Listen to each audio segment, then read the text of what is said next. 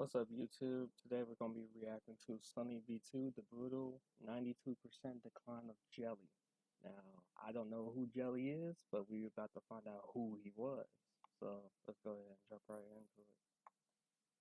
92% of his audience in only 2 years. Did the content become repetitive, boring, and unremarkable? Did he become too focused on unimportant things outside of YouTube? Or was his decline the direct result of Jelly's highly successful trio eventually coming to an end? We're going to provide a step-by-step explanation for why Jelly's channel hasn't been doing so well, which is most easily understood if we discuss how he became successful in the first place. When Jelly created his first video on the 3rd of June 2014, he had already been making videos for around 3 years on 2 prior channels, and as a result he had already built up some fairly significant skills. For example, Jelly clearly understood the basics of branding, with almost every thumbnail featuring a clear element of green, which also helped Jelly to release his first line of merch only 3 months after beginning the channel. That's actually good. Man, this dude was rolling. However, the point at which things began to get serious was when Jelly became 1/3 of what came to be known as the Robust Trio. In the beginning of the group, the only 2 significant members were Jelly and Kwebbelkop, who had already created a couple of viral uploads. It's me and Jelly, and we were playing on, this is crazy viral video. 14 million views. Kwebbelkop then explained that he and Jelly realized that they could go viral by simply having a fun time together, which became significantly easier after the 2 announced that they were moving into a house together. Me and Jordy are checking out a place. This is the place where me and Jordy are hopefully gonna live. And while Jelly and Kwebbelkop were already getting insane views as a duo, it will be after adding a 3rd member that things began to get crazy. Slogo Man, or Slogo, appeared on Jelly's channel for the first time in a video titled Sailing with Monster Trucks, and after this video received an above average view count, Slogo became a regular part of the group. Since they played GTA 5 more than any other game, they'd collaborate and grow together in almost every single video. With Josh there was a much better chemistry. Jordy is always the one who's probably the best at the game. Josh is always the annoying one, and I'm always the one that rage quits. And I feel like that's a good chemistry. It works very well. Which resulted in Jelly reaching 1 million subscribers only 12 months after creating his channel. Yes! I saw it!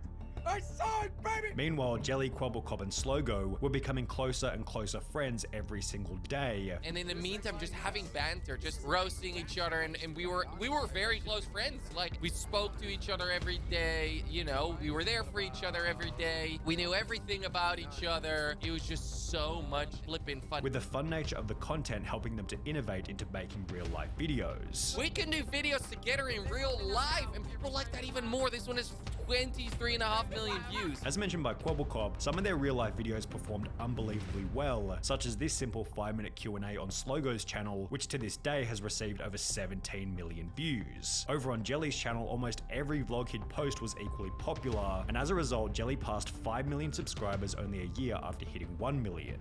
By 2019, Jelly was gaining well over 200 million views every. That's crazy. Only a year? This dude was blowing up. And I never even knew of him, which is crazy. Wow. Okay. Single month, helping him to receive his diamond play button and purchase a $6.5 million property in Monaco. However, while it was clear that Jelly was in a better spot than ever, 2019 would also mark the point at which the Robust Trio began to fall apart. Oh no.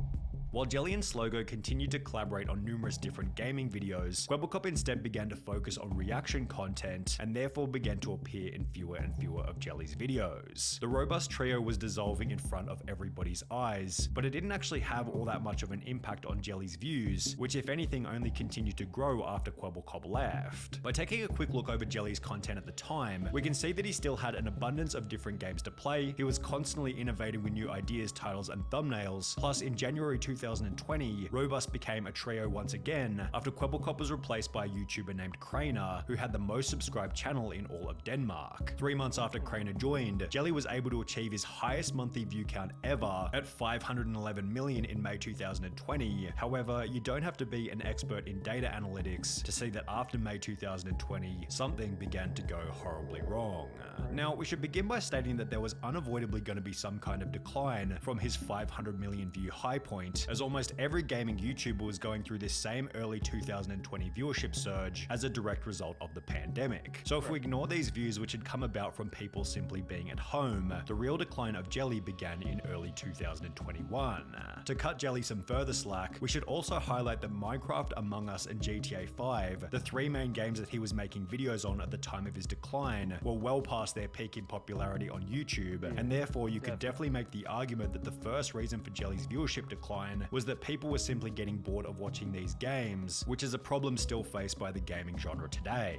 There haven't been any hugely popular game releases after Among Us in February 2021, which was basically the same month where Jelly's views began to decline. Therefore, the most popular games that Jelly can play are Roblox, Among Us, Minecraft, and GTA 5, all of which are years beyond their peak in popularity. Jelly has clearly noticed this problem himself, judging from one of his tweets reading, "Can GTA 6 just be released already?" with a possible motive for this being that Jelly is tired of playing the same old games on his channel. That's the thing about being a YouTuber. You have to switch up your content because eventually it's gonna, like, certain viewers is gonna get tired of seeing the same game over and over. So you're gonna have to like change up the way you do your content in order to keep your viewers satisfied, to keep watching you play. So yeah, it's very, very tough to keep your viewers interested in a game that's way beyond its popularity time.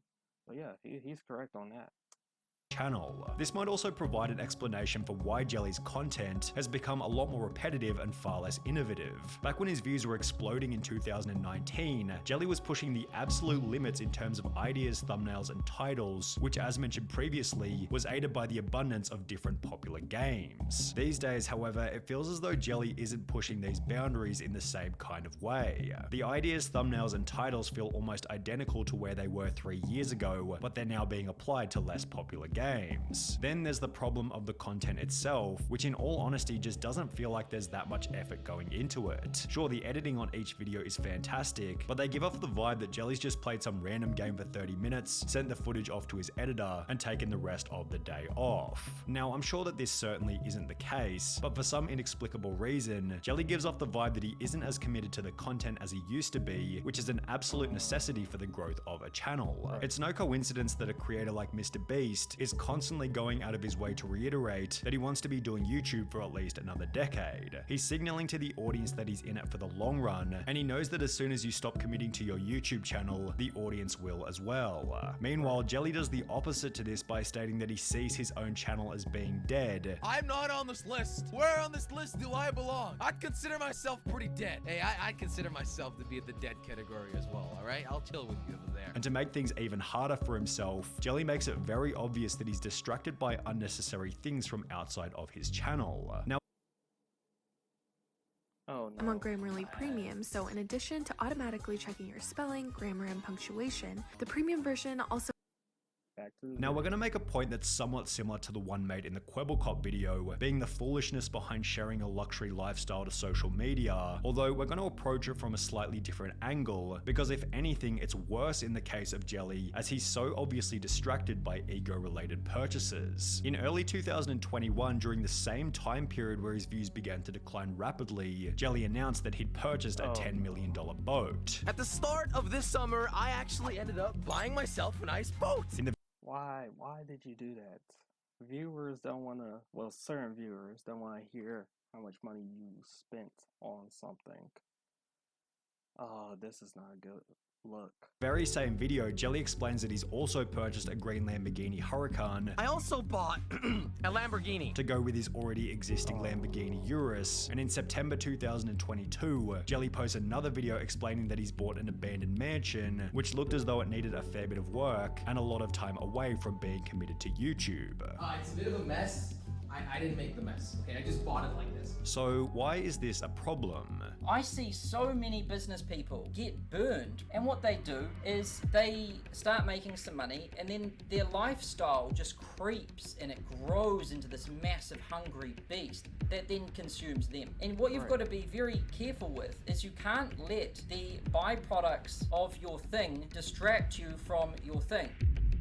This is a principle that someone like Mr. Beast understands perfectly. He's always voicing his disdain for luxury and anything that removes the focus from the growth of his channel. On the other end of the spectrum, you have someone like Jelly, who seems to be searching for distractions, and it's clearly having an impact on his ability to produce top quality content. For example, in July 2022, Jelly uploaded a video titled "This Isn't Working." Bro, this always happens with YouTube content creators. They'll let the fame get to them to at a certain point when they're declining, and then they're going to start showing off luxurious things in order to kind of like keep their viewers in tune with them, but at the same time it's gonna end up bad. And it's just crazy how some YouTubers did this, and they fell, you know. Out, in which it explained that after many years, he was no longer able to produce 2 videos per day and was instead going to start releasing just one. Starting now, I am gonna quit posting 2 videos a day. This was justified by Jelly stating that the quality of each video should increase. Lowering the quantity should up the quality. At least that's my goal. If I can spend more time on a video, that video will turn out better. Although the quality didn't actually change much after posting this, meaning that Jelly was simply uploading half as often as before, with minimal change to the substance of the videos. Then there was the collapse of the robust trio, but for the second time. We mentioned earlier that Quebblecop, who had close to 15 million subscribers, left the trio in 2019, but was instead replaced by Denmark's most subscribed YouTuber called Craner. Well, Craner continued to play with Jelly and Slogo for roughly 2 years. However, like Quebblecop, he also began to appear in fewer and fewer videos. In May of 2022, fans noticed that Jelly and Slogo had removed any mention of Craner in their video descriptions, leading everybody to believe that Craner had been kicked from the trio. Well, 4 months later, Craner would take to his YouTube community tab to make the following announcement. Too many theories out there about why I'm not recording with the guys anymore, and I thought although I always like to keep private, why not just address it so people don't get the wrong idea. Jelly and Josh are great people and I wish them the best. Last year and also somewhat into 2022 was the toughest time I've gone through. I lost my dad, came out of a long relationship with my ex-wife around the same time too. As most of you know, this resulted in me not recording for weeks or a month at a time. The guys were very understanding and sweet. However, no drama happened. I didn't use them to garner attention then leave. And for people saying I just use them for views, wouldn't it make a lot more sense to stay recording with 2 of the biggest creators on the platform? I think so. I wanted to change and I wanted to do my own thing for once. This post not only confirmed the end of the trio, which had made Jelly so successful in the That's the thing with group like YouTube channels. Like eventually you're gonna want to go independently and actually do your own thing. I feel him on that. first place, but it also felt like the death of innovation and authenticity on Jelly's channel. The Robust Trio represented a time when Jelly seemed passionate about making videos, as is highlighted in old comments such as, "I enjoyed it more when they were actually having fun, instead of just acting for family friendly." However, while this comment represents the tragic decline of a much-loved content creator, it simultaneously shows just how much of an impact these 3 legends had on the content creation sphere and the lives of millions. Man, that was Sunnyv2, the brutal 92% decline of Jelly. I think he dropped a new video, if I remember correctly. Let me see. Yep, he dropped another video. I might react to this tomorrow. Yeah, I'll react to this tomorrow. See y'all in the next video.